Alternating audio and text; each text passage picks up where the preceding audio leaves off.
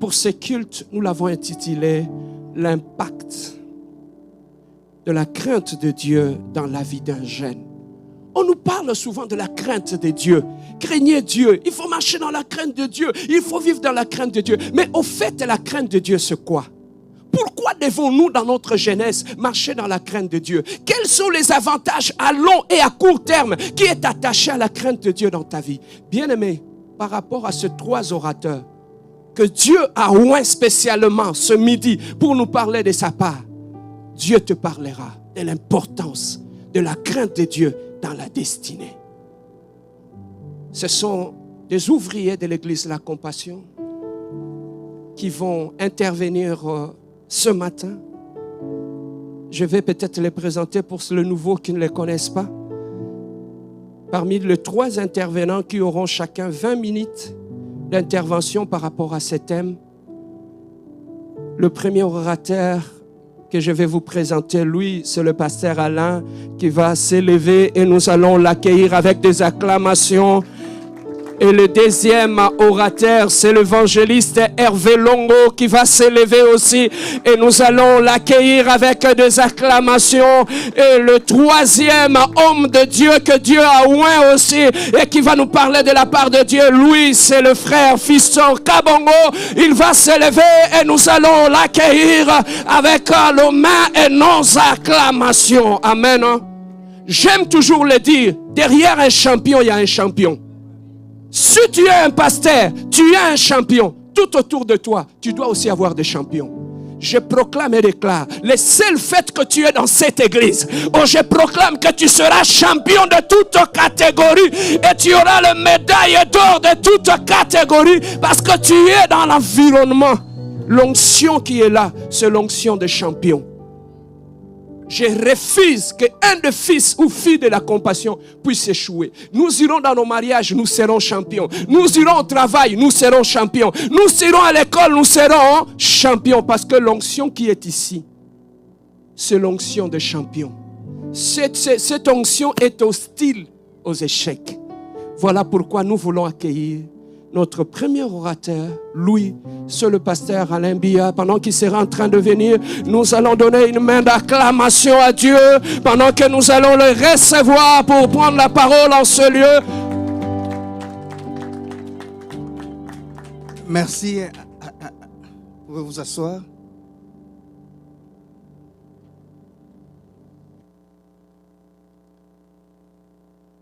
Je bénis Dieu pour l'opportunité, pour l'occasion que Dieu nous donne de nous tenir encore une fois de plus devant l'Église. Merci à Dieu pour le souffle de vie, pour la bonne santé. Je bénis aussi notre ange de l'Église, l'ange gardien, celui qui veille sur l'Église, le pasteur Serge, pour cette opportunité. Aujourd'hui, je vais faire une petite introduction et on va commencer le message.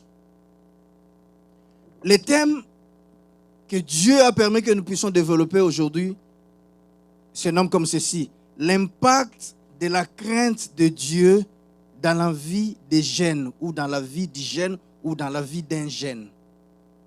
Ici, au départ, je vais déjà nous situer. Quand on parle de jeunes ici, dans le sens restreint, jeunes, c'est de 7 à 24, 25 ans. Mais ici, nous parlons du jeune dans le sens élargi. Alléluia. C'est pourquoi vous avez vu maman Eudoxie crier de joie. Parce que maman Eudoxie aussi, je vous le confirme, est jeune. Ici, quand on parle de jeunes, on parle de 7 à 77 ans. Donc, ça veut dire qu'aujourd'hui, on va parler à moi, à toi, à lui, à nous tous. Est-ce qu'il y a un jeune ici ce matin? Donc, quand on parle de jeunes, considère-toi que tu fais partie de cette tranche d'âge-là auquel nous allons nous adresser ce matin. Nous ne parlons pas des jeunes qui sont encore à l'école-dîme. Non, ils ont leur activité là-bas. Mais nous parlons de toi et de moi. Alors, nous disons l'impact de la crainte de Dieu dans la vie d'un jeune, dans ta vie à toi, dans ma vie à moi. Quand nous parlons de l'impact, l'impact est l'effet produit par quelque chose. L'impact est le résultat produit par quelque chose. Je prends mon stylo, je le jette, ça frappe le mur. Les traces que mon stylo va laisser au mur, c'est ça qu'on va appeler un impact. Alléluia. Lorsque quelqu'un m'appelle, on me dit, Pasteur Alain, il y a quelqu'un par erreur a frappé ton auto dans le parking. La première des choses, je veux commencer d'abord par aller voir, c'est quoi l'impact que cette personne-là a laissé dans mon auto. C'est quoi qui est visible par lequel je peux voir que oui, c'est vrai, mon auto a été frappé ici. La portière s'est un peu enfoncée. Le pare-choc en avant est brisé. C'est quoi l'impact que cet accident a laissé? Alors, nous parlons de la crainte de Dieu, de l'impact dans ta vie. Donc, on comprend tout de suite que la crainte de Dieu doit laisser une marque dans ta vie. Alléluia. Donc, quand on va te voir en voyant cette marque, on va tout de suite reconnaître que cette personne a rencontré la crainte de Dieu. Alléluia. C'est comme un accident. Quand on fait l'accident, on n'était pas là, on n'a rien vu. Mais en voyant l'impact, on va tout de suite comprendre qu'il y a eu un accident ici. Parce que nous avons vu l'impact, les résultats produits par cet effet-là. Donc, quand on va regarder ta vie, on va voir que cette personne craint Dieu. Pourquoi? Parce qu'on a vu les impacts que produisent la crainte de Dieu dans ta vie. On a vu les résultats de la crainte de Dieu dans ta vie. Alors, parlons maintenant de la crainte de Dieu. Beaucoup de gens confondent, lorsqu'on parle de la crainte, confondent la crainte avec la peur. Alléluia. Laisse-moi te clarifier, bien-aimé, avant de rentrer en profondeur dans le message, il faut que tu saches que la crainte et la peur sont des choses différentes. Alléluia. La peur, nous le définissons comme étant un sentiment d'angoisse éprouvé en présence ou à la pensée d'un danger réel ou supposé. Je ne parle pas encore de la crainte, mais je parle de la peur. La peur, je répète encore, la peur est un sentiment d'angoisse éprouvé en présence ou à la pensée d'un danger, que ce soit réel ou supposé ou imaginaire. Donc, lorsqu'il y a un danger qui se présente en face de toi, le sentiment que tu éprouves, c'est ça la peur. La peur de la mort, la peur de faire un accident. Et lorsque je demande à chaque personne ici de me nommer, c'est quoi qui te fait peur? Il y a des choses qui vont revenir très souvent, qui reviennent très souvent. D'abord, c'est la peur de prendre l'avion. Beaucoup de gens ont peur de prendre l'avion. Moi, je peux voyager du 1er janvier au 31 décembre, je n'ai jamais eu peur en avion. Mais il y a beaucoup de personnes qui se retrouvent dans ça. Non, moi, je n'aime pas l'avion. Là, c'est le fait de monter, descendre, là, les turbulences en haut, je n'aime pas. Beaucoup de gens ont peur de ça. Ça, c'est la peur, c'est normal. Et la deuxième chose qui revient souvent par rapport à la peur, c'est la peur de parler en public. Alléluia. Tu vas demander à beaucoup de gens, ils vont te dire, moi là, parler en public, là, ça m'effraie. Je suis incapable. Lorsque je me tiens devant les gens, je sens plus mes jambes. Je sens que je suis cloué. Je commence à bégayer. Pourquoi? Mais parce que lorsque je suis en bas, je parle normalement. Mais je me tiens ici en avant, je commence à bégayer. Ça, c'est la peur du public. Alléluia. Ça, c'est la peur. Avoir peur de la mort, j'avais dit. Avoir peur de prendre l'avion ou de parler en public. Maintenant, je parlais de la peur versus maintenant la crainte de Dieu. Répète après moi, la crainte de Dieu. C'est quoi la crainte de Dieu? La crainte de Dieu implique l'acceptation de l'autorité souveraine de Dieu. Le désir de faire sa volonté en toutes choses. Le souci de lui plaire et la haine du mal. Alléluia. Je vais le relire encore. La crainte de Dieu implique l'acceptation de l'autorité souveraine de Dieu. 1. 2. Le désir de faire sa volonté en toutes choses. 3. Le souci de lui plaire et la haine du mal. Ça, c'est la crainte de Dieu. Je vous ai dit tantôt que la peur est motivée par un danger, que ce soit réel ou imaginaire. Tu t'es fait des illusions, tu as imaginé quelque chose et tu as commencé à avoir peur. Tu as fait une crise d'angoisse parce que tu t'es imaginé une chose qui t'a fait peur. Ça t'a effrayé. Ça, c'est la peur. Mais la crainte de Dieu, lorsque nous parlons de la crainte de Dieu, nous ne parlons pas de n'importe quelle crainte, mais de la crainte, je précise bien, de Dieu. La crainte de Dieu est motivée par l'amour. Alléluia. La peur est motivée par les sentiments d'angoisse. Mais la crainte est motivée par les sentiments d'amour. Pourquoi je crains Dieu? C'est simple et clair. Parce que j'aime Dieu. Ça, c'est la définition la plus simple. Pourquoi tu crains Dieu? Parce que j'aime Dieu. Non, je ne crains pas Dieu parce que j'ai peur de la mort. Non. Alléluia. Beaucoup de gens, tu vas lui poser la question de savoir, mais pourquoi tu crains Dieu? Moi, je crains Dieu parce que j'ai peur de l'enfer. Non. Ça, ce n'est pas la crainte de Dieu. Ça, c'est la peur. Parce que tu sais qu'en enfer, les gens vont brûler. Alors, tu as peur de brûler. C'est pourquoi tu as peur de Dieu, mais tu n'as pas la crainte de Dieu. La crainte de Dieu est motivée par l'amour. Parce que j'aime Dieu, je refuse de faire le péché. Parce que j'aime Dieu, je refuse de faire du mal à Dieu. Parce que Dieu m'a dit, Alain, vas-y à gauche. Alors, comme moi j'aime Dieu, je refuse d'aller à droite. Parce que je ne veux pas désobéir à quelqu'un que j'aime. Alléluia. C'est pourquoi dans la définition de la crainte de Dieu, je dis les soucis de lui plaire et la haine du mal. Ça, c'est une façon pour moi de témoigner mon amour envers Dieu. Donc, on comprend directement que toi et moi, nous nous retrouvons dans cette catégorie de jeunes. On comprend directement que la crainte de Dieu, ou en d'autres termes, l'amour qu'on a de Dieu, les gens en nous regardant doivent voir les effets ou les impacts de cette crainte, de cet amour dans nos vies. Donc, c'est impossible qu'un enfant de Dieu te dise « Je n'ai pas la crainte de Dieu ». Mais non.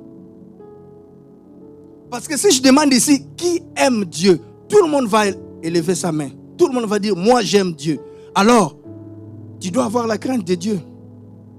Mais, j'aime beaucoup Pasteur Serge au début. Il s'est posé des questions que moi et toi aussi nous devons nous poser. Oui, la crainte de Dieu, l'amour de Dieu. Mais, qu'est-ce que j'ai à gagner en ayant la crainte de Dieu? Alléluia. Pose-toi cette question. Je gagne quoi en marchant avec la crainte de Dieu? Qu'est-ce qu'aujourd'hui, aujourd'hui là, qu'est-ce que la crainte de Dieu apporte dans ma vie? Je gagne quoi en marchant avec la crainte de Dieu dans ma famille? Qu'est-ce que j'ai à gagner en marchant avec la crainte de Dieu dans mon lieu de travail, dans mon école? Qu'est-ce que la crainte de Dieu m'invite de faire? En quoi la crainte de Dieu est importante dans ma vie? Cela m'épargne de quoi? Alléluia. C'est quoi les bénéfices de marcher avec la crainte de Dieu? Oui, aujourd'hui, on est en 2023, je marche avec la crainte de Dieu. C'est quoi les résultats demain, plus tard? Quand je serai papa, quand je serai maman, quand je serai vieux, qu'est-ce que je vais récolter?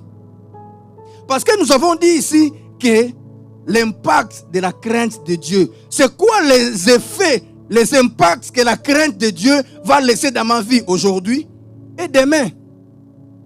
Est-ce qu'il y a quelqu'un qui se pose aussi ces questions comme moi ce matin? Est-ce qu'il y a quelqu'un qui veut avoir sa réponse à ces questions? Tu vas fermer tes yeux.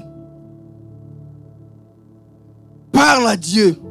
Dis à Dieu, Seigneur, ouvre-moi mes oreilles spirituelles. Parle-moi ce matin. Je vais t'écouter.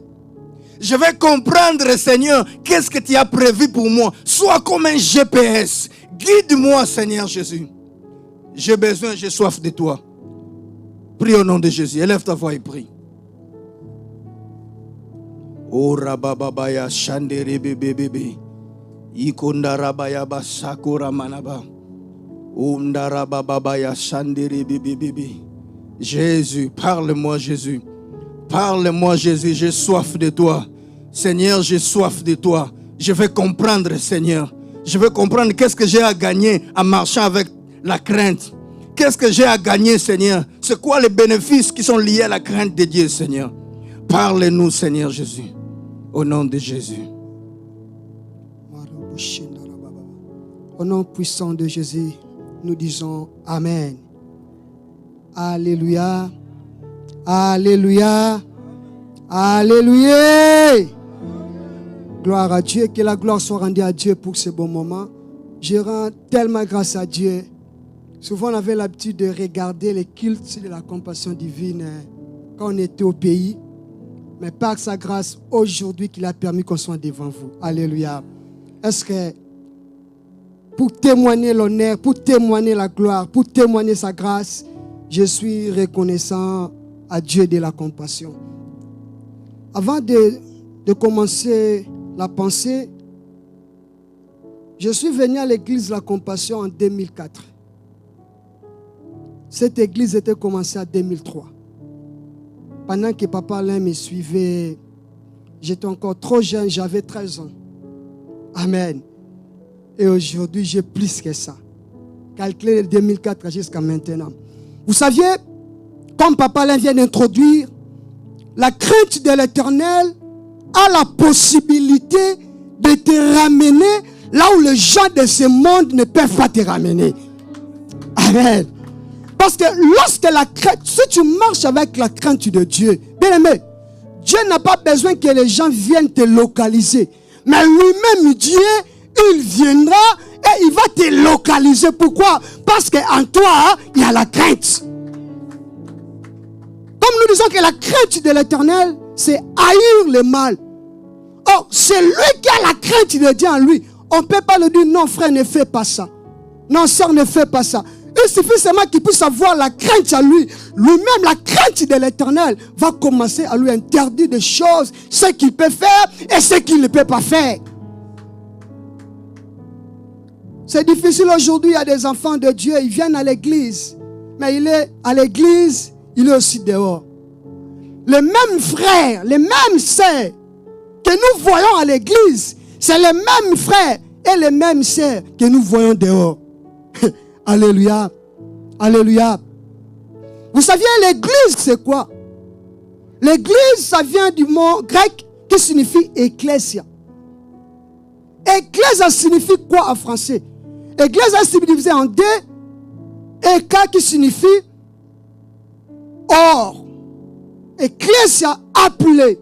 C'est-à-dire les gens qui se rassemblent ici, nous qui sommes présents ici, Dieu nous a appelés pour vivre en dehors. Dieu nous a appelés. Mais effectivement, nous sommes dans le monde. Mais laisse-moi te dire quelque chose. Nous n'appartenons pas dans ce monde. Alléluia. Mais aujourd'hui, tu vas constater qu'il y a des jeunes qui viennent à l'église. Mais ce sont des premières personnes. Ok, écoute, on va se mettre là-bas. Ce sont des premières personnes. Ils peuvent venir le matin à l'église, commence à chanter. Ils vont rabocher, ribabo. Mais demain matin, quand tu vas aller le voir, tu vas constater, il est en train de danser n'importe quoi. Alléluia. Il y a des gens, lorsque j'étais venu, les gens me disaient souvent qu'ici au Canada, tout est mélangé. C'est-à-dire que demain après-demain, je peux participer au concert de frère Mike. Demain après-demain, même si l'autre frère peut venir, j'ai le droit aussi de participer. Bien aimé, non, ce n'est pas ça. Nous sommes appelés pour vivre en dehors. C'est-à-dire ce que les gens de ce monde sont en train de faire. Mais non, comme nous sommes des enfants de Dieu, nous ne pouvons pas le faire. Nous, on doit influencer les autres. Mais pour influencer, il faut avoir la crainte de Dieu. Alléluia. Pour influencer, il faut avoir la crainte de Dieu. Il suffit seulement que les gens te regardent. Les gens vont dire non. Vous savez pourquoi on t'appelle chrétien? On t'appelle chrétien pourquoi? Première fois, le mot chrétien a été... première fois, le mot chrétien a été apparu de faire les disciples. C'était lorsque les gens ont constaté la manière dont les disciples marchaient. Oh, est-ce que tu es là? Est-ce que tu es là? On nous appelle les chrétiens pourquoi? Parce que nous sommes comme... Alléluia. Nous sommes comme Christ. Or, comme nous sommes comme Christ, on doit marcher comme lui. Christ a porté la paix. Christ a mené la joie. Alléluia. Mais est-ce que toi tu apportes la paix? Est-ce que toi tu amènes la joie? Aujourd'hui, vous allez constater là où les chrétiens se réunissent, c'est là où il y a des problèmes. Il y a des gens même qui commencent à se retirer à l'église. Non, moi je ne peux pas aller là-bas. Pourquoi? Parce que là-bas, chaque fois quand je m'en aille là-bas, il y a des problèmes. Alléluia. L'église doit être un endroit de paix. L'église doit être un endroit de joie. Même si j'ai des problèmes chez moi, même si avant que je vienne ici, moi si je sois ni ça qui n'a. Mais pendant que je serai à l'église, je dois être heureux. Pourquoi? Parce que je suis devant la présence de Dieu. Alléluia. Bien-aimé, c'est difficile. Je me dis souvent quand je parle avec ma femme, je lui dis, de quoi sert ou de quoi est bon que je puisse prêcher la parole de Dieu et un jour que je m'en aille en enfer. Il y a des gens qui prêchent Dieu, mais demain après demain, ils n'iront en enfer. Il y a des gens qui chantent ici, mais demain après demain, ils n'iront en enfer.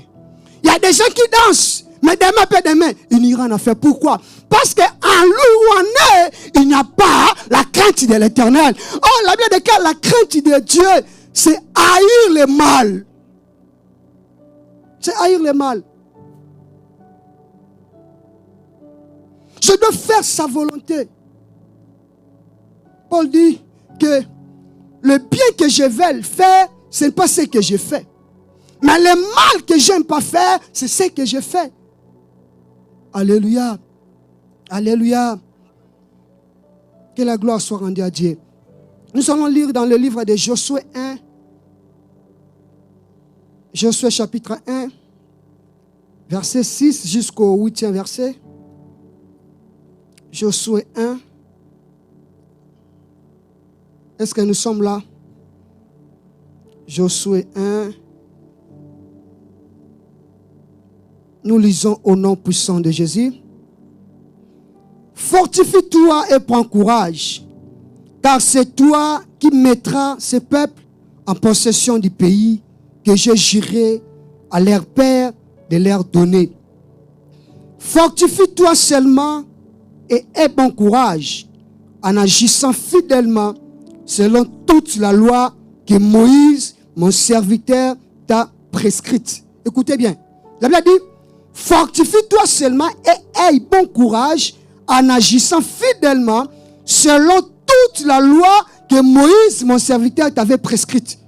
Ici, Dieu ne dit pas que selon la loi que moi, l'Éternel, je t'avais prescrite. Au début de ce chapitre, au début là, vous allez voir qu'il a bien parlé que après la mort de Moïse, les serviteurs de Dieu, alléluia, c'est-à-dire Dieu avait fait l'alliance avec Moïse, mais Josué, lui qui était l'enfant spirituel de Moïse, il avait fait l'alliance non avec Dieu, mais il avait fait l'alliance avec qui? Avec Moïse. Alléluia. Oh, tant que nous sommes dans l'église, dans cette église, Dieu a fait l'alliance avec une seule personne, c'est qui? C'est le pasteur Serge. Oh, nous sommes ses enfants. En réalité, on doit agir non selon nous, mais on doit agir selon les orientations que l'homme de Dieu nous donne. Oh, si on était au Congo, on allait me dire amen bien. Alléluia. La Bible dit que fortifie-toi seulement et aie bon courage en agissant fidèlement selon toute la loi que Moïse, mon serviteur, t'avait prescrit. Ne t'en détourne ni à droite ni à gauche, afin de réussir dans tout ce que tu entreprendras. Écoutez, que ce livre de la loi ne s'éloigne point de ta bouche. Médite-le jour et nuit pour agir fidèlement selon tout ce qui est écrit. Car c'est alors que tu auras du succès dans tes entreprises. C'est alors que tu réussiras. C'est la parole du Seigneur. Acclamons pour la parole de Dieu. Comment craignez Dieu. Nous sommes en train de parler sur l'impact de la crainte de l'Éternel. Effectivement, le troisième orateur, il viendra pour démontrer quels sont les impacts de la crainte de l'Éternel. Mais je voulais un peu toucher sur comment craigner Dieu. Parce que la crainte de l'Éternel, c'est vague. Mais je dois toucher des choses pour nous démontrer comment un enfant de Dieu doit craindre Dieu. La première des choses, que ce livre de la loi ne s'éloigne pas de ta bouche. C'est-à-dire, pour bien craindre Dieu, il faut, quand on parle de livre de la loi, le livre de la loi, c'est la parole de Dieu. C'est-à-dire que la parole de Dieu, le dépôt que Paul avait dit à Timothée, doit habiter à toi. C'est comme si vous n'êtes pas là. La parole de Dieu doit habiter à toi. La première des choses, pour bien craindre Dieu, il faut que la parole, que sa parole soit en toi. Et la parole, ça ne suffit pas. La parole de Dieu peut être en toi. Mais la parole nous dit c'est quoi? Qu'est-ce que la parole nous dit de faire? Et qu'est-ce que la parole de nous dit de ne pas faire? Amen. La première chose, pour craindre Dieu, il faut que la parole de Dieu soit en toi. Celui dont la parole habite à lui, il ne marchera pas selon sa pensée. Un jour, Moïse, Dieu lui avait donné une mission de faire sortir le peuple en Égypte pour les ramener en Israël. Mais pendant que Moïse, un jour, il parlait avec Dieu. Malgré tout ce qu'il avait vu, mais Moïse avait dit à Dieu, pour partir, Moïse a demandé quelque chose à Dieu. Moïse a dit à Dieu que si tu ne pars pas avec nous, c'est mieux qu'on puisse rester ici. Or, en réalité, Moïse, il avait besoin qu'avant qu'on puisse partir, ta parole doit être avec nous. Or, quand on voit la parole dans le livre de Jean, la parole est une personne. La parole est un homme. Parce que la parole a été faite chair. Jean dit, nous avons mangé avec la parole, nous avons resté avec la parole. Or, la parole, c'est Jésus. Celui qui a la parole de Dieu en lui, il ne marchera pas comme tout le monde. Il ne parlera pas comme tout le monde. Il ne va pas agir comme tout le monde. Si tout le monde prend des biens, moi je ne prenais pas ça. Si tout le monde va à gauche, ça ne veut pas dire que moi aussi je dois aller à gauche. Moi je sais, si la parole m'interdit de ne pas aller à gauche, je n'irai pas parce que les gens sont en train de me pousser à aller là-bas. Bien aimé, lorsque le dépôt est en toi, le dépôt t'aidera de bien marcher. Dieu demande à Josué, il dit, Josué, effectivement, tu étais avec mon serviteur que j'avais choisi, Moïse. Mais aujourd'hui, mon serviteur n'est plus là. Mais moi, je te demande une chose. Que ce livre de la loi ne s'éloigne pas de ta bouche. Dis-moi, combien on lit la Bible avant de venir ici? Combien? Bon, pas aujourd'hui, hier. Si nous comptons, on peut être 5 ou 6 personnes. Mais Dieu demande à Josué, dit que c'est le livre de la loi. Pourquoi? Vous savez, un avocat, un juriste, même un juge, même un avocat, s'il veut défendre quelqu'un, la première des choses, qu'est-ce qu'il fait? Il doit aller concilier leur livre. Pourquoi? Parce qu'il sait que non, par rapport à ces problèmes, bon, on dit qu'il a violé. Bon, la loi dit ceci. Article 10 de la loi, bon, comme il a volé, bon, il n'était pas dans son état normal, quand même, sa peine, on peut le réduire. Mais avant que l'avocat aille voir le juriste, il faut qu'il puisse avoir la connaissance de la loi. Pourquoi? Parce que devant le juge, l'avocat va commencer seulement à interpréter ce que la loi a été écrite. Oh, même nous les enfants de Dieu, devant les combats, devant les attaques, devant les problèmes, nous devons interpréter ce qui a été déjà écrit. Alléluia. Quelqu'un qui craint Dieu, il marchera selon sa parole. Il obéira à sa parole. Bien-aimé, papa l'a dit quelque chose, Dieu est amour. Dieu est amour. Mais est-ce que vraiment il y a l'amour? Moi, je me dis souvent, je préfère traiter avec les païens qu'avec les chrétiens. Parce qu'on a eu le temps de traiter avec les chrétiens, on a eu beaucoup de problèmes. Tout ce que j'ai fait, même au pays, j'aime traiter avec les païens. Pourquoi? Parce qu'avec les païens, il n'y a pas un souci. Alléluia. Oh, est-ce que j'ai ma... Un exemple simple. Prends ton $100, prête ça à un païen. Et puis prends l'autre $100, prête ça à un chrétien. Tu vas voir le résultat. Il va commencer à te dire, mon cher, je suis ton frère. Tu sais, Dieu a dit, c'est lui. Mais c'est pas Dieu a dit ça. Le problème est que je t'avais prêté mon argent, tu dois me rembourser. Tu dois me donner. Alléluia. Les chrétiens mélangent tout à la fois. Alléluia. Je parlais avec un frère, il me dit, papa, c'est pas toi.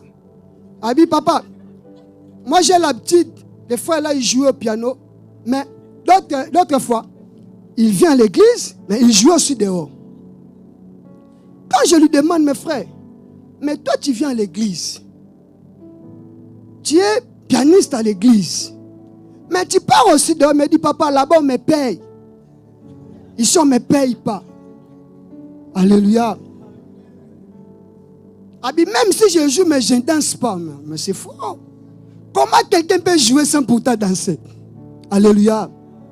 C'est-à-dire qu'en lui, il n'a pas la crainte de l'Éternel. Parce que la crainte de Dieu nous empêche de ne pas vivre comme les autres, de ne pas faire comme les autres, de ne pas parler comme les autres, de ne pas agir comme les autres.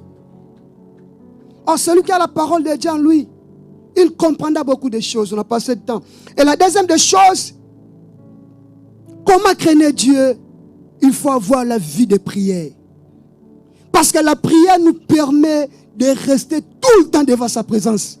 Parce que la parole seule ne suffit pas. La Bible dit, la lettre tue, mais c'est quoi qui vivifie? Alléluia. Oh, quelqu'un qui a la parole en lui, quelqu'un qui demeure sous sa présence. Oh, la Bible dit que celui qui demeure sous l'abri du trône repose à quoi? À quel homme a dit tout puissant? C'est Jésus, alléluia. Oh, celui qui est en train de demeurer sous sa présence. Tu demeures dans la prière. La parole, même la parole qui est en toi là, la parole va faire que là où les gens veulent déclarer impossible, mais la crainte de Dieu peut déclarer possible. Là il y avait des limitations, mais la crainte de Dieu peut te faire dépasser des limites. Oh, je dis à quelqu'un ce matin que le Dieu que nous servons dans ce lieu, c'est un Dieu puissant. C'est un Dieu qui change la vie, c'est un Dieu qui ramasse. Il dit, c'est de la poussière qui retire l'homme pour le faire asseoir avec les gars. Bien aimé, rester au Canada ne suffit pas. Tu peux être au Canada, mais tu ne peux pas aussi reçu. Mais tant que tu as Jésus en toi, tant que tu as la crainte de Dieu en toi, laisse-moi te rassurer que la crainte te donnera ce que tes parents ne peuvent pas te donner. La crainte te donnera ce que le mari ne peut pas te donner. La crainte te donnera ce que les hommes de Dieu ne peuvent pas te donner. Mais la crainte de Dieu peut te le donner.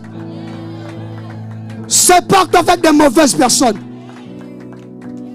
Les gens qui t'amènent là-haut, aujourd'hui c'est week-end. Moi, le week-end, je reste chez moi à la maison. Si tu viens le samedi, tu vas me voir là-bas à la maison. Le dimanche, je ne sors pas. Ce n'est pas parce que j'ai peur de ma femme. C'est ma façon comme ça. Si tu viens, frère, viens. Non, moi, je ne prends rien, je ne sors pas. Il y a des autres personnes, ils viennent seulement. Vous savez, le diable, hein? Le diable utilise seulement nos proches pour nous amener là où le diable veut. Non, il utilise nos proches pour nous amener quelque part afin qu'il puisse accomplir sa mission de tarder notre bénédiction. Tu peux rester toute la journée à la maison, le soir, ça me vient. Ah, il y a un boom là-bas, on peut aller là-bas. Alléluia. Vous allez constater les jeunes servent avec des petites jeeps, les jeunes font avec les pantalons troués partout là. Mais les dimanches, quand vous allez venir, oh, tango Yesu akoya, tokomata. Il commence à parler ma langue. Mais hier, tu étais où? Demande à ton frère ou ta soeur, hier, tu étais où? Hier, tu étais où? Avant de venir ici, tu as eu le temps même de chamailler avec tes frères là-bas à la maison. Mais pendant que tu es ici, il y a des gens qui sont en train de venir ici.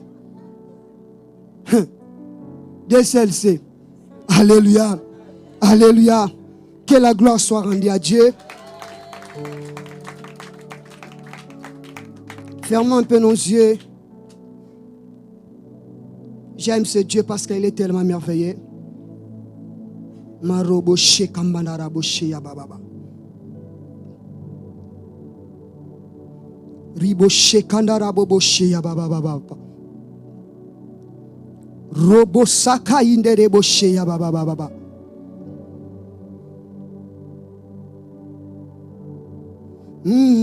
Avec les cris de joie, ma bouche chantera. Moi je les verrai m'aimer et te célébrerai. Je les verrai m'aimer et te célébrerai. Oh, avec les cris de joie, je chantera. Moi je les verrai m'aimer et te célébrerai. Je les verrai m'aimer.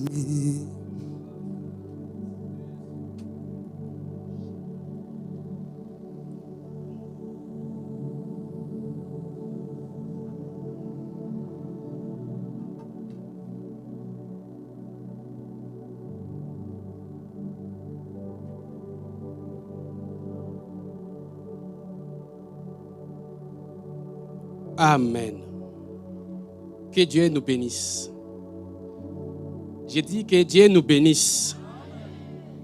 Je suis en train de dire à une personne ce matin que Dieu te bénisse. Amen.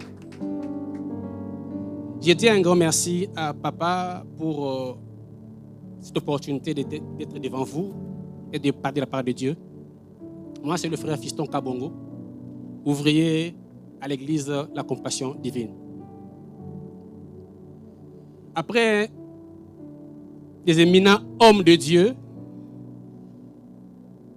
qui nous ont bénis et qui nous ont amenés dans la présence de Dieu, je me regarde, je me dis, qu'est-ce que je peux faire? Mais une pensée est montée en moi. J'ai dit, je vais être comme Ritz. Ils sont les moissonneurs. Ils ont tout moissonné. Mais Ritz marchait après les moissonneurs pour aller glaner. Et ce matin, je vais venir glaner. C'est qu'eux ont besoin de ramasser. Moi, je veux prendre cela. Afin que l'église puisse être bénie. Que Dieu nous bénisse. On va lire dans les livres de 2 Timothée. 2 Timothée, chapitre 2. Le verset 20 à 26.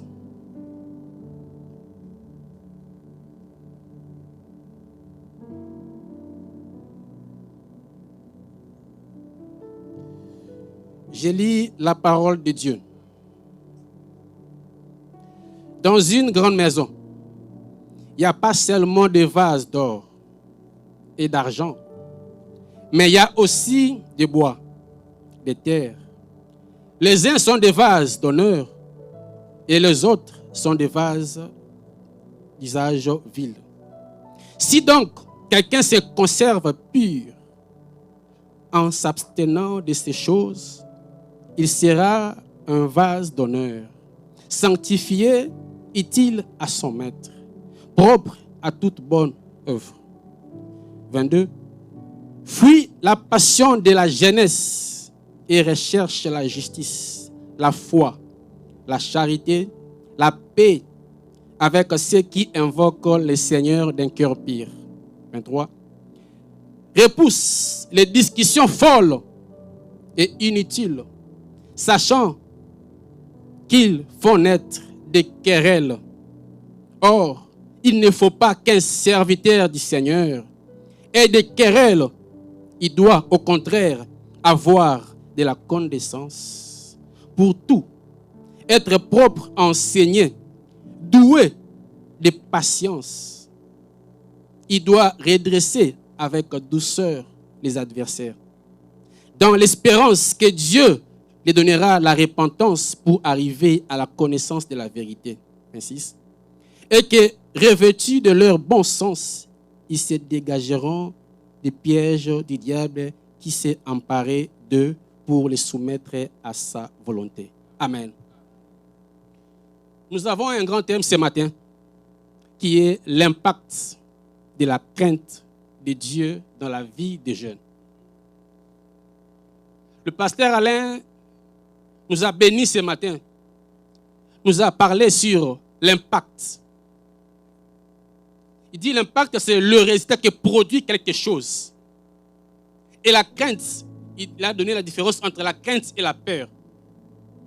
Et le second orateur aussi nous a bénis en nous disant, un chrétien est un instrument de paix. Si tu penses être chrétien et que tu n'es pas un instrument de paix, pose-toi 1001 questions. Amen. D'entrée de jeu, j'aimerais que nous retenions ces 3 principes que Dieu m'a mis à cœur. La première est celle-ci. La crainte de Dieu nous donne accès à la présence de Dieu. Amen, Église. On va parler ce matin des avantages et des désavantages qui est lié à celui qui craint Dieu et celui qui ne craint pas Dieu. La crainte de Dieu a comme avantage de donner accès à la présence de Dieu. Une personne qui craint Dieu n'a pas le temps de gêner pour voir Dieu.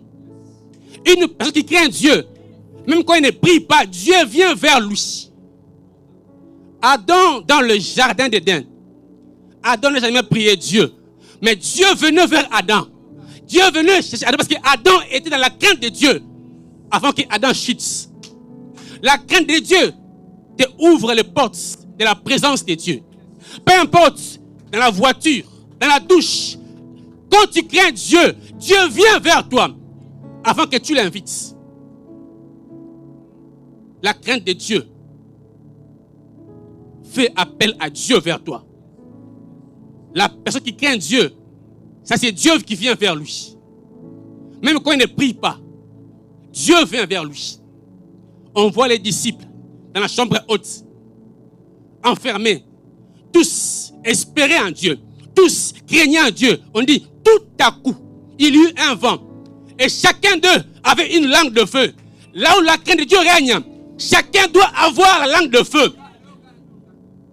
Là où la crainte est là, tu n'envieras pas ton prochain ou ta soeur.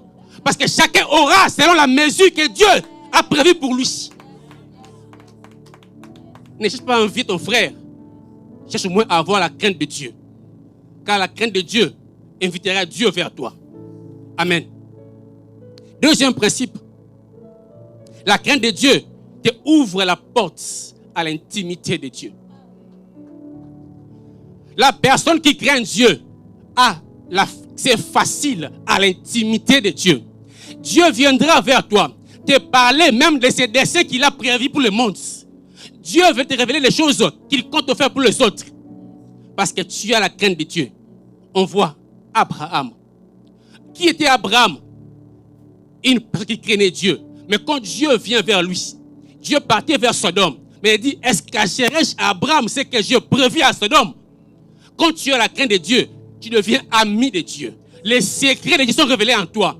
Dieu vient t'expliquer des choses qui sont ni liées à toi. Abraham n'était pas habité de Sodome et Gomorrhe. Dieu passait seulement. Mais Dieu a dit, je parlerai à Abraham parce qu'Abraham est dans l'intimité avec Dieu. La crainte de Dieu te fait un ami intime de Dieu. La crainte de Dieu te rapproche vers les secrets de Dieu. Quand tu crains Dieu, tu pourras avoir même ce qui peut arriver demain ou après un mois. Parce que tu crains Dieu. Amen. L'impact de la crainte de Dieu dans la jeunesse. Les gens qui craignent Dieu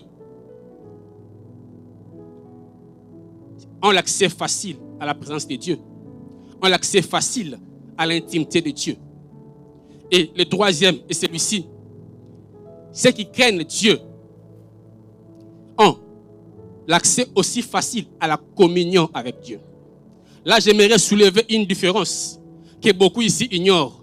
Il y a une grande différence entre la communion avec Dieu et la communication avec Dieu. Tu peux prier, mais tu n'es pas en communion avec Dieu. Nous, on te voit ici prier. On te voit ici parler en langue, mais tu n'es pas en communion avec Dieu.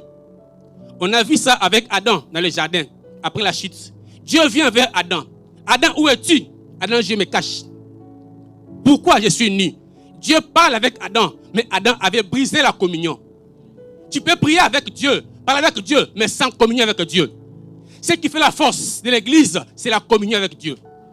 Une personne qui cherche la communion avec Dieu, il est fort, plus que c'est lui qui veut prouver qu'il parle avec Dieu.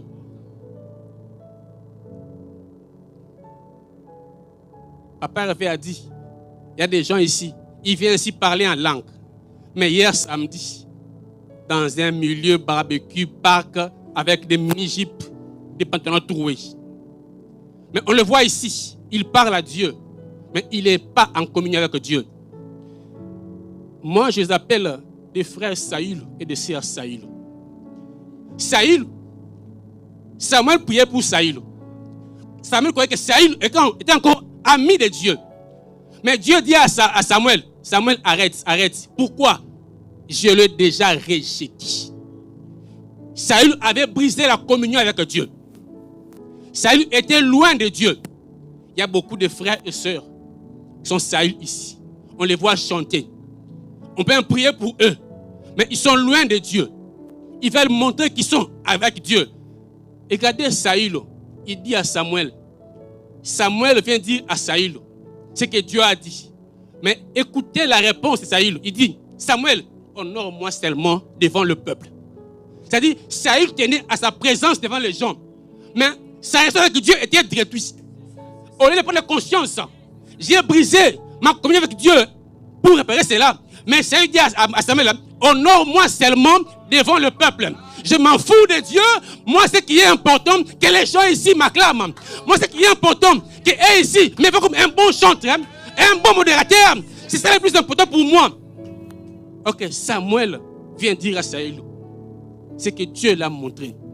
Un vrai chrétien, un vrai enfant de Dieu, il va aller chercher à renouer la communion avec Dieu. Mais on a des Saül ici.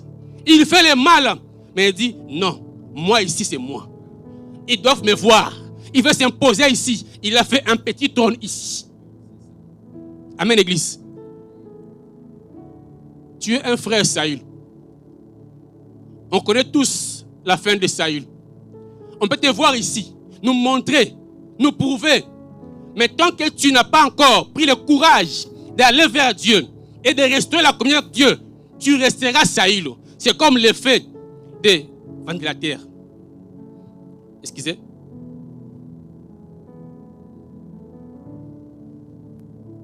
C'est comme le feu d'un ventilateur. Quand il tourne et quand on le débranche, tu as l'impression qu'il va tourner pendant longtemps. Mais c'est après quelques minutes qu'il va commencer à se ralentir. Et tu vas dire, on te combat. Ici, on ne t'aime pas. C'est pas qu'on ne t'aime pas, mais ta communion avec Dieu, elle est à quel niveau? Des fois, on se pose des mauvaises questions et on a des mauvaises réponses. Dans la vie, il faut se poser des bonnes questions pour avoir des bonnes réponses. Saül, on lui pose un problème, mais il dit, honore-moi devant le peuple.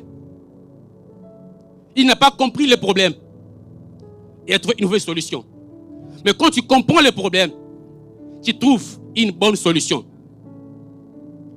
Je disais, la communion est très importante. Des fois, nous les chrétiens, à cause de l'image, on veut travailler sur la communication. Et on oublie la communion. Nous avons un Dieu qui est tellement gentil, qui peut t'habiller et te chasser. Amen. L'église n'a pas compris. Je pars dans Éden. Je vois Adam. Adam commet un péché. Dieu le voit. Adam a commis un péché. Dieu, il est nu. Mais qu'est-ce que Dieu fait? Dieu le prend, il l'habille et le chasse. On a l'impression, nous, enfants de Dieu, quand ça marche, on dit tout va bien. Ça peut marcher, mais après, Dieu te chasse. L'église n'a pas encore compris. Je vais aller plus loin. Je peux avoir Moïse devant le rocher. Dieu dit à Moïse, frappe le rocher. Par le rocher, Moïse vient frapper le rocher. Un acte de désobéissance a produit un miracle. Amen, l'église.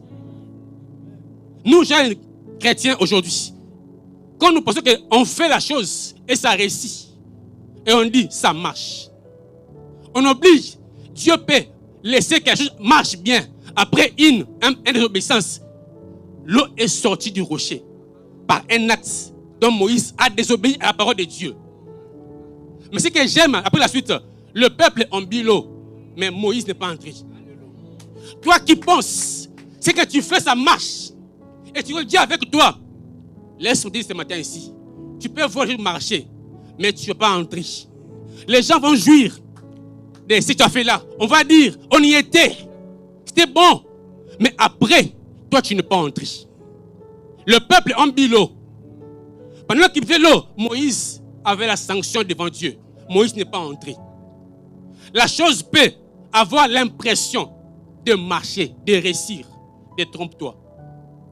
On a un Dieu qui est multidimensionnel. Il peut te prendre, t'habiller après un péché. Il te dit, je sors d'ici. Tu vas dire, il m'a habillé, c'est qu'il m'a pardonné. Tu auras l'impression, parce qu'il m'a habillé, il m'a pardonné. Non. Il t'habille, il te chasse. Le problème, nous chrétiens, on doit comprendre comment est-ce que Dieu réfléchit avec nous. Après un mal, s'il n'y a pas la confession du péché, s'il n'y a pas la repentance du péché, Dieu ne pardonne pas. Amen.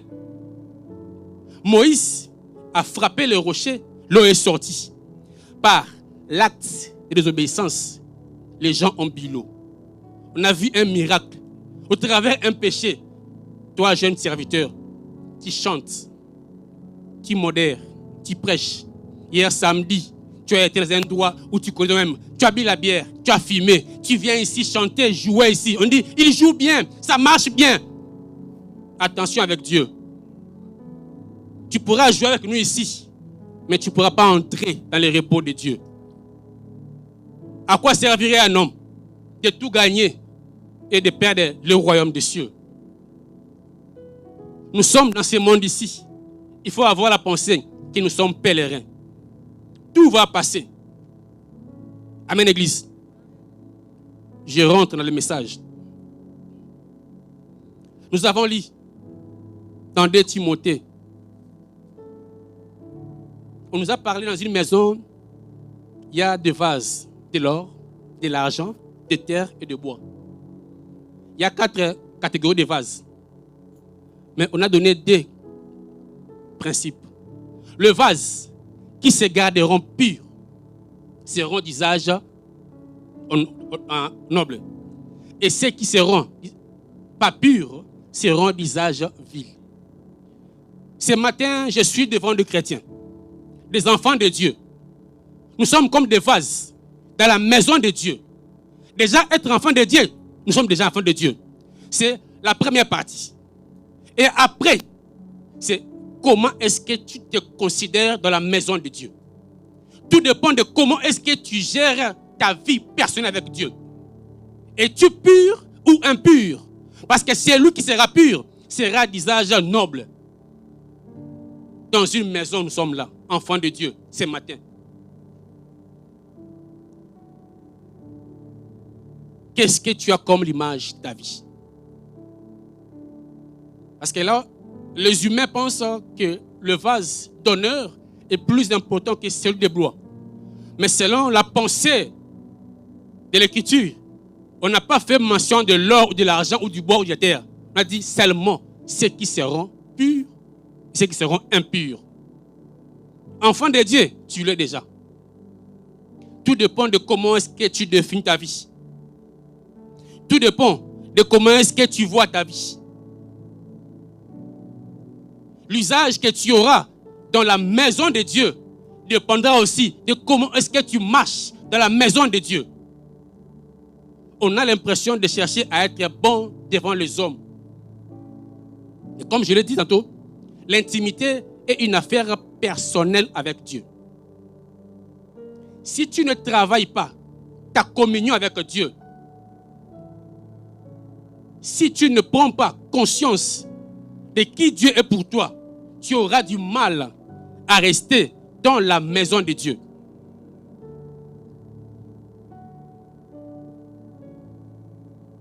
Nous avons déjà des chrétiens à l'église, papa, qui sont des gens qui offrent des sacrifices des insensés.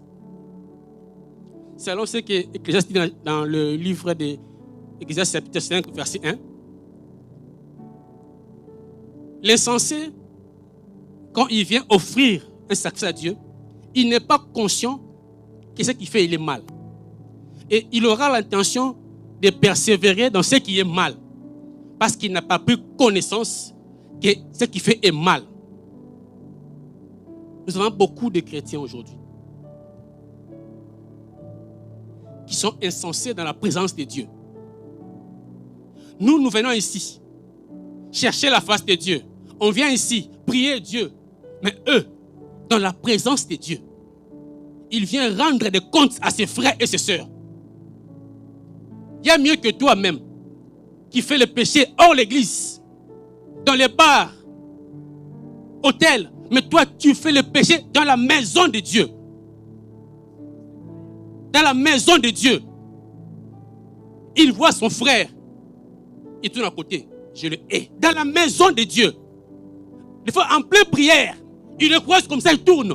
Quelle prière tu fais? Auprès de quel Dieu? Amen, Église. Je sais que là, je n'aurai pas beaucoup d'amen. Mais je vais aller. Amen, Église. Les sacrifices des insensés. Combien de temps viendras-tu à l'église où les gens disent, j'ai été béni, je suis dans la joie. Toi, tu rentres ici. Il a vu comment je l'ai boudé. Après l'église, il fait le résultat qu'il a bien boudé. Il a bien haï quelqu'un à l'église. Amen, l'église. Et tu nous parles en langue. Et tu nous chantes. Et tu adores avec nous. Mais tu es insensé. Amen, l'église.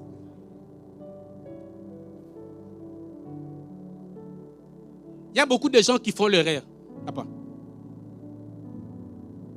Ils pensent que la prière est un indicateur de la crainte de Dieu.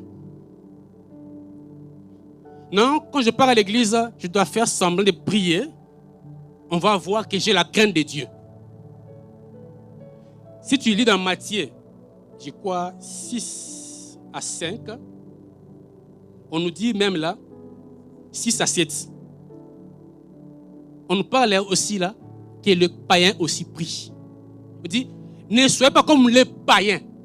Quand ils prient, on a beaucoup de païens qu'on croit être chrétiens, mais sont encore païens. Le fait de venir à l'église ne fait pas toi qu'il y a une personne qui craint Dieu. Parce qu'il y a aussi des païens qui prient aussi. Ce matin, je ne suis pas là pour te juger. Ce matin, je n'ai pas le droit de te condamner. Mais ce matin, je voulais seulement réveiller ta conscience. Je voulais te pousser à prendre conscience de qui tu es. Qu'est-ce que tu veux devenir avec Dieu? Parce qu'on dit, le vase qui se gardera pur, le vase qui sera pur devant Dieu sera d'un bon usage devant son maître. Nous sommes tous enfants de Dieu. Il y a de l'or, il y a de l'argent, la terre, le bois. Mais tout dépend de comment est-ce que tu gères ta vie. Nous les hommes, ce n'est pas à nous de juger, mais c'est à celui qui est maître de la maison, qui fera usage des vases qu'il trouve purs. Même toi, dans ta maison, tu peux aimer un verre. Lorsqu'il est sale, tu préfères même prendre un gobelet en plastique qui est propre pour prendre l'eau. Alors Dieu, tu penses que Dieu voit tes diplômes? Amen. Tu penses que Dieu voit ton compte en banque? Tu penses que Dieu voit tes maisons? Dieu voit ton cœur. Et Dieu ne cherche que ton cœur. Il s'en fout du reste parce que tout lui appartient. Il n'y a rien qui peut influencer Dieu. Ta maison, tes voitures ne peuvent jamais influencer Dieu. Tes comptes en banque, rien du tout. Ce que Dieu cherche, c'est ton cœur. Ouvre ton cœur. Là où tu tombais, va te repentir.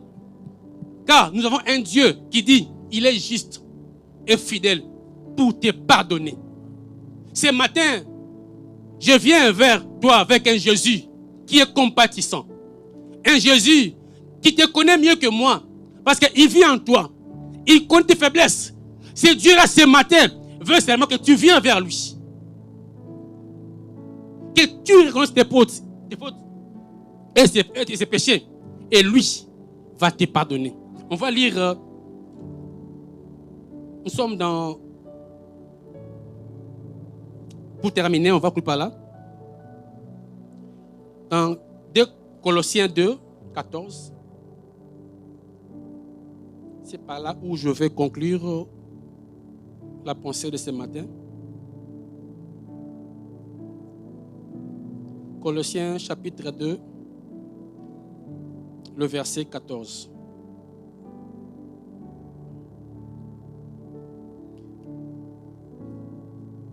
Je commence même au verset 13 pour m'arrêter au verset 14, au verset 15 plutôt. Vous qui étiez morts par vos offenses et par l'incirconcision de votre chair, il vous a rendu à la vie avec lui, en nous faisant grâce pour toutes nos offenses. Il a effacé l'acte dont les ordonnances nous condamnaient et qui subsistait contre nous. Il a détruit en les clouant à la croix. Il a dépouillé les dominations, les autorités. Il les a livrées publiquement en spectacle, en triomphant d'elles par la croix. Amen. J'ai fini par là. Le Jésus que je viens te présenter ce matin ici n'est pas là pour te condamner. C'est un Dieu amour. C'est un Dieu compatissant. Arrête de voir ton voisin ou ta voisine. Mais je mets que tu vois ce Dieu-là ce matin. Que ton cœur s'incline devant ce Dieu-là. Parce qu'il dit, si mon peuple, sur qui est invoqué mon nom, le peuple s'humilie devant ce Dieu-là et voit ses fautes, il a dit, il va te pardonner. Ce matin, j'aimerais pousser un cœur à aller vers Dieu, à dire à ce Dieu-là, Jésus, j'ai fait du mal contre toi. Comme l'enfant prodigue, il a dit, j'irai vers mon Père. Je dirai à mon Père, moi j'ai fait du mal contre toi. Je mets que ce matin, un enfant prodigue se lève pour aller vers Dieu. Dire à ce Dieu-là, viens vers moi et va vers ce Dieu-là pour demander pardon. On va s'élever. On va s'élever. Un homme de Dieu va nous amener dans la présence de Dieu. Va nous pousser à chercher la face de Dieu. Tu vas prier à ce Dieu. Tu vas demander à ce Dieu-là. Dis à ce Dieu-là, je viens vers toi avec mes faiblesses. Je viens avec mes défauts. Chercher la face de Dieu. Nous prions, prions. Prions au nom de Jésus, bien-aimé, prions, prions, prions.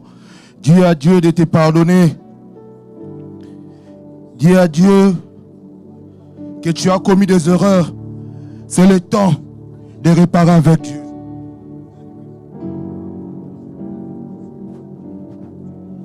Au nom de, je te prie de te lever s'il vous plaît. Bien-aimé, la Bible déclare, ne vous bornez pas seulement à écouter. Alléluia. Alléluia. Dis à ton voisin, papa Patrick est là pour la prière. Est-ce qu'on peut acclamer pour l'Éternel?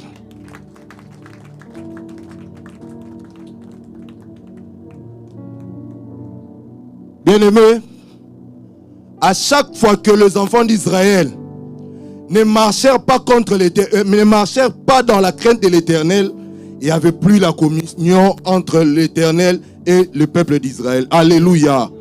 La Bible déclare, tous ont péché, sont privés de la gloire de Dieu. Alléluia. Bien-aimé, notre frère Fiston, il a dit, la Bible dit, si mon peuple sur qui est évoqué mon nom s'humilie, cherche ma face. Cela veut dire, pour rétablir la communion avec Dieu, il faut s'humilier et demander pardon à Dieu.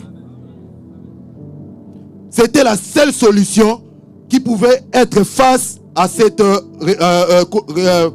rétablissement de la communion. J'aimerais que tu prennes ton temps, que tu dises à Dieu, Seigneur, oui, j'ai péché. Seigneur, pardonne-moi. Je n'ai pas marché selon ta volonté. Je n'ai pas marché selon ta parole. J'ai voulu satisfaire le monde. J'ai voulu satisfaire ma chair. Prions au nom de Jésus. Bien-aimé, priez. Dis à Dieu de te pardonner. Dis à Dieu. La Bible déclare, celui qui cache ses transgressions ne prospère point. Mais celui qui l'avoue, délaisse, reçoit miséricorde. Bien-aimé, j'aimerais que tu ouvres ta bouche. Que tu dises à Dieu de te pardonner.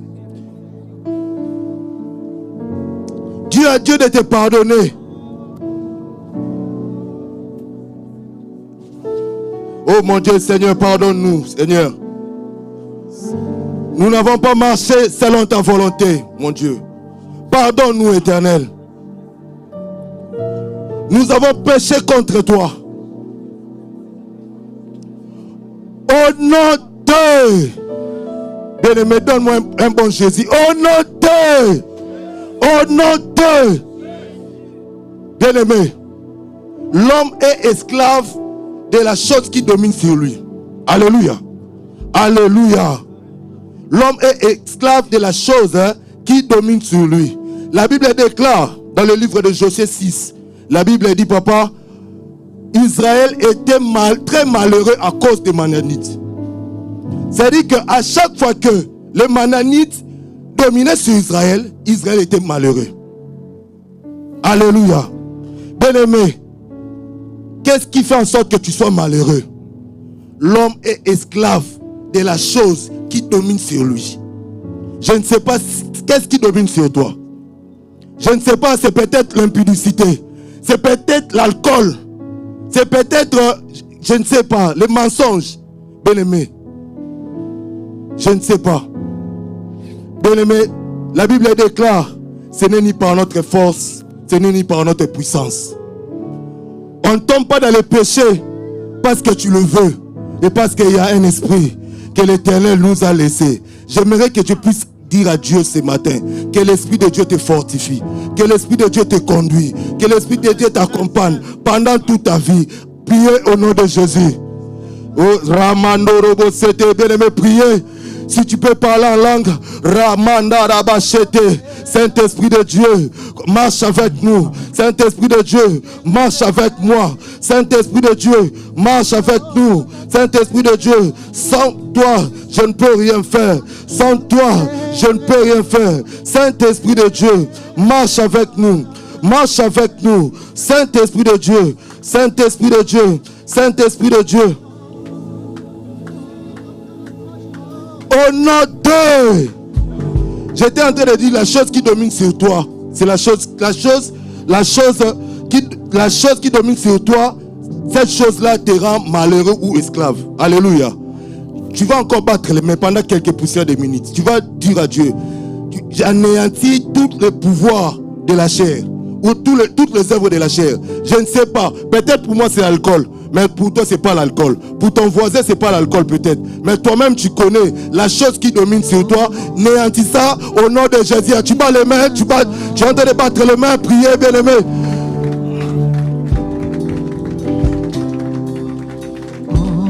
Anéantis les œuvres de la chair dans ta vie.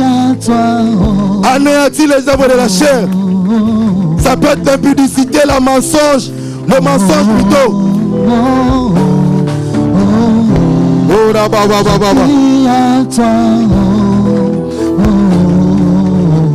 au nom de, on va clôturer. Ça, c'est la dernière intention. La Bible déclare, je suis dans le livre de Exode 1, 20 à 21. Je lis. La Bible dit, Dieu fit du bien aux sages femmes, parce que les sages femmes avaient eu la crainte de Dieu, et Dieu fit prospérer leur maison. Oh mon Dieu, mon roi, la crainte de Dieu fait prospérer la vie de quelqu'un. Oh mon Dieu, tu vas dire à Dieu, Seigneur, que la crainte prospère ma vie, prospère mes études, prospère tout ce que je fais. Allez, prie au nom de Jésus. Allez, tu parles les mains, bien-aimé.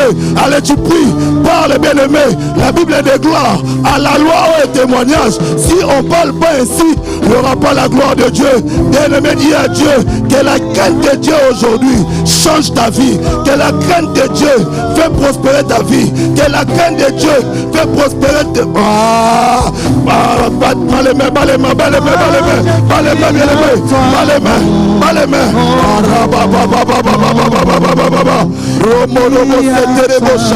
Hey, Amanda,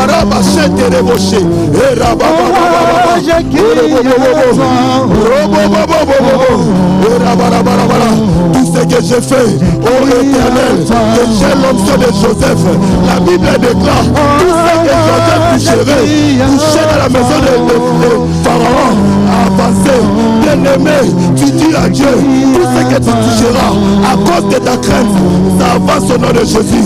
Tout ce que tu feras à cause de la crainte, ça avance au nom de Jésus. Tu pries Dieu, tu pries Dieu, tu pries Dieu.